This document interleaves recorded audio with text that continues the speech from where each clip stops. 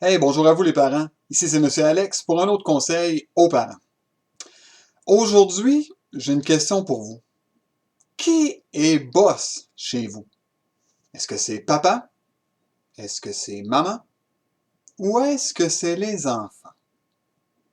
Aujourd'hui, on va parler de hiérarchie. Hiérarchie, c'est un bien grand mot. On va se donner une petite définition pour que ce soit un peu plus clair.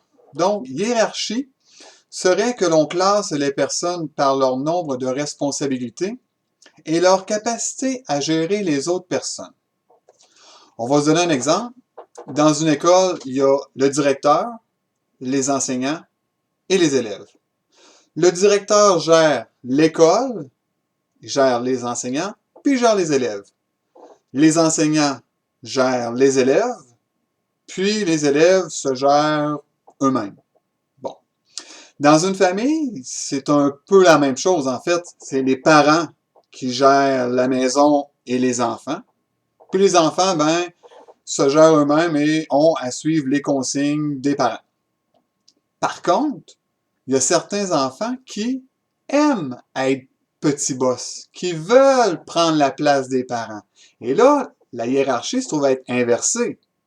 Alors, comment on fait pour rétablir la hiérarchie? C'est-à-dire, prendre l'enfant qui veut être le petit boss et le remettre à sa place, et prendre le parent et le remettre à sa place de boss.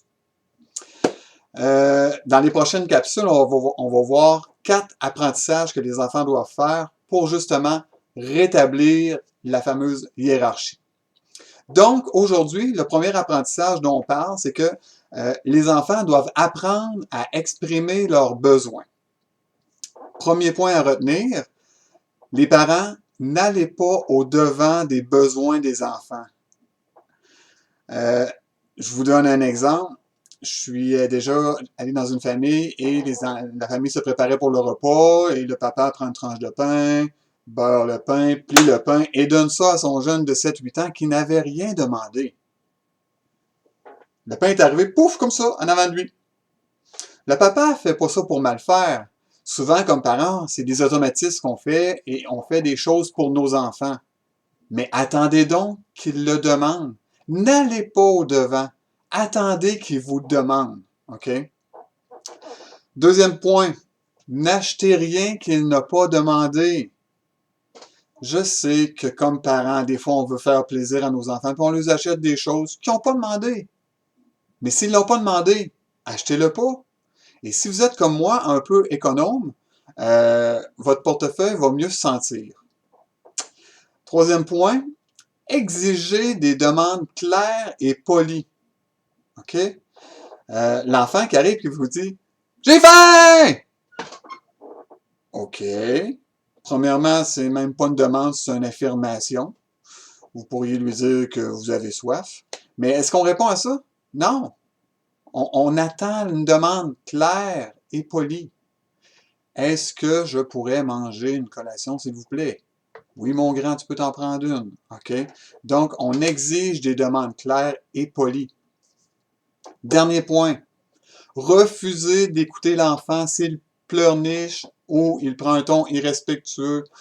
Maman, j'aimerais ça manger quelque chose, j'ai faim, s'il vous plaît. Même s'il dit s'il vous plaît, un ton comme ça, non, on n'en veut pas. Non, demande-moi comme il faut, qu'est-ce que tu veux. Parce que là, si on répond à ça, ça n'arrêtera plus. Et rappelez-vous, ce qu'on veut, c'est que les enfants apprennent à exprimer leurs besoins d'une façon qui est adéquate. Voilà, c'est tout pour aujourd'hui. Vous pourrez mettre ça en pratique. Je voudrais remercier Mme Nancy Doyon, qui est coach familiale, que peut-être vous connaissez. La capsule d'aujourd'hui et les prochaines, là, je me suis basé un peu sur des conférences que j'ai vues avec elle. Donc, je vous invite à aller sur son site, qui est sosnancy.com.